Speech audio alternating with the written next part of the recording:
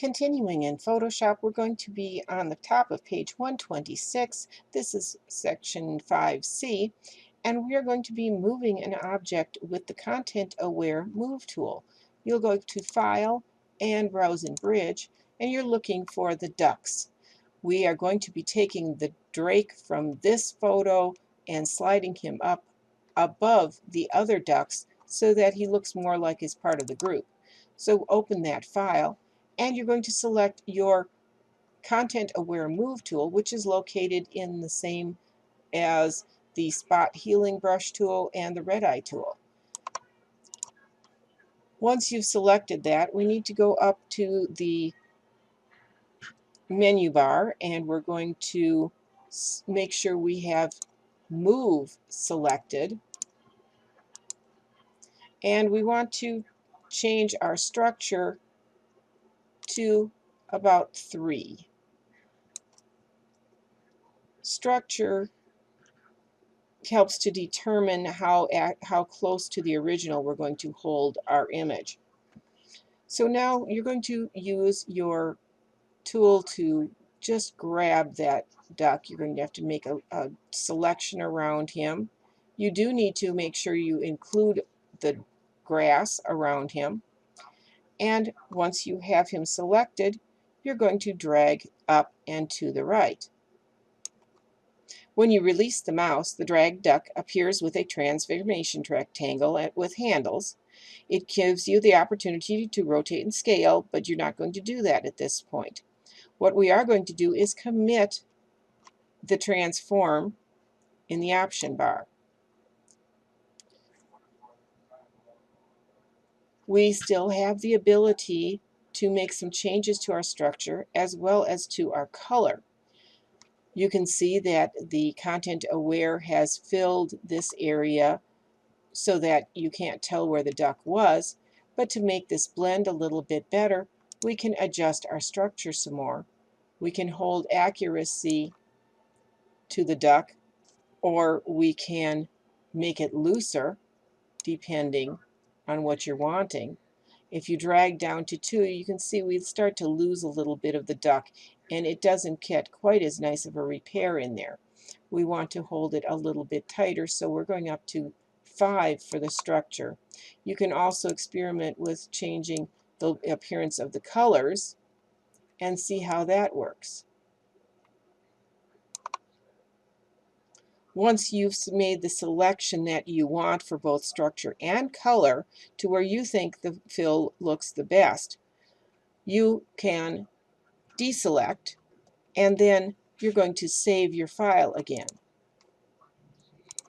This time do a save as, and save it as ducks with your initials, and maintain the JPEG so that you have that to turn into me.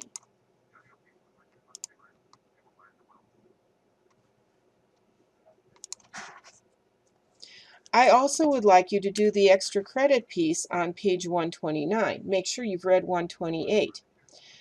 Go to your file, and you can open the file that's in the extra credit. It's a Photoshop file, and just go ahead and open that. We have already got mine open, so I'm going to cancel. We're going to again use the Content-Aware Move tool. This time, however, your mode needs to be on Extend rather than Move, because we want to duplicate the flower, the thistle flower. We don't want to move it. Again, you're going to put your marquee and draw around the thistle, making sure that you include the background. This time, you're going to drag to the left, and you can reposition a little bit. You can actually rotate your image if you'd like to. And we're going to right-click on the image and select Flip Horizontal. That's turned the flower around, and now we can scale this down by grabbing from the corner and make a smaller thistle. You can then drag that thistle copy a little bit more to the left and reposition it, and either hit Enter or your Commit Copy at the top to make this permanent. Again, deselect, do a file, save as, and save this as Thistle with your initials, and make the JPEG for me, and save. Continuing on page 130, we're going to be using the perspective warp feature. It lets you adjust the way objects in your image relate to a scene. You can correct distortions, you can change the angle from which an object appears to be viewed, or shift the perspective of an object so that it merges smoothly with a new background. We're going to use the perspective warp in 2 steps. First, we define the planes and adjust them.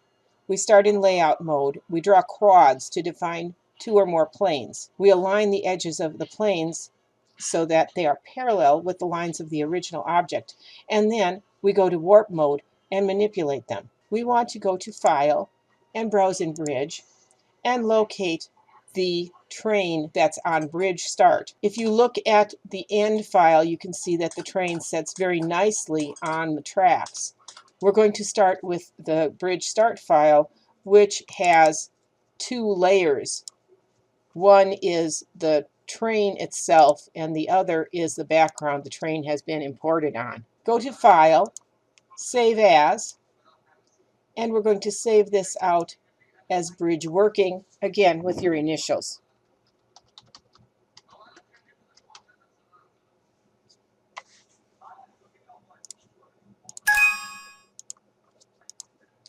Make sure you have the train layer selected. The train layer is a smart object. We're going to apply perspective warp, and then we can modify the results if we're not satisfied with them. Edit, perspective warp. You may get a little animated tutorial that will come up the first time you open this.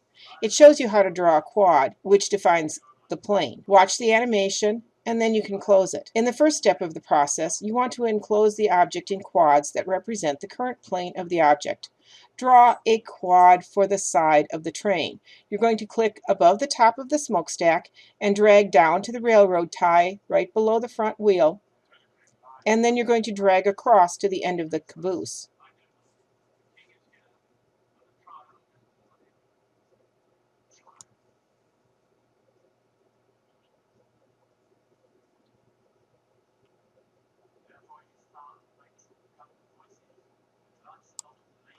Draw your second quad. You're going to drag across the cow catcher at the bottom and then up into the trees at the top. Drag to the right until it attaches to the top edge of the first quad. So we want to grab the cow catcher,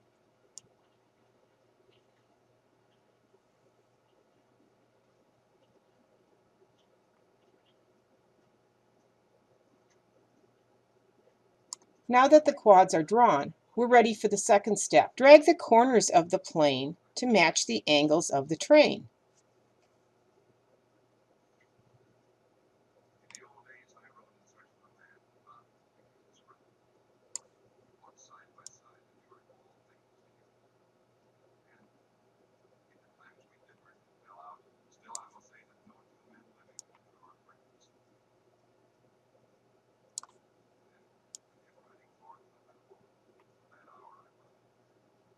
It's easier to see on the bottom of the train.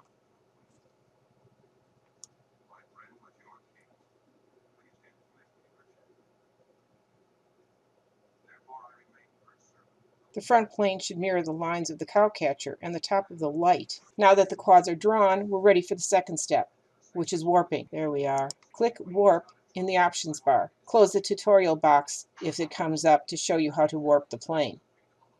Click the Automatically Straighten Near Vertical Lines button next to the warp in the options bar. This makes the train appear properly vertical, which is going to make it easier to adjust the perspective accurately. You're going to drag the handles to manipulate the planes, moving the back end of the train down and into perspective with the tracks. Exaggerate the perspective towards the caboose for a little more dramatic result.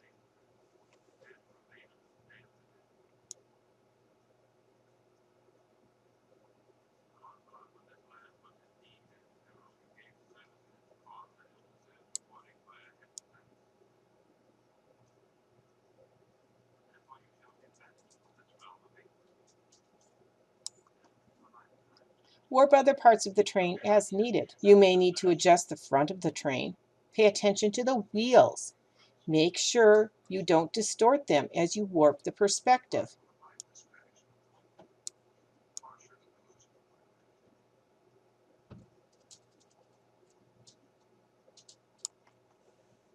There's no precise right or wrong way to adjust perspective.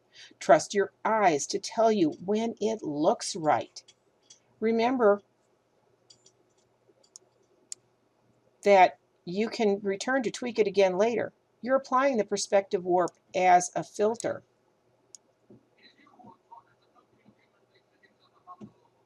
When you're satisfied with the perspective, click the Commit Perspective Warp button in the options bar. To compare the changed image with the original, hide the perspective warp filter and then show it again. If you want to make further adjustments, you can double-click the perspective warp filter in the layer panel. And you could also click Layout in the options bar to reshape them. And when you're done, you can save. And again, flatten the image to save it as a JPEG to submit to me.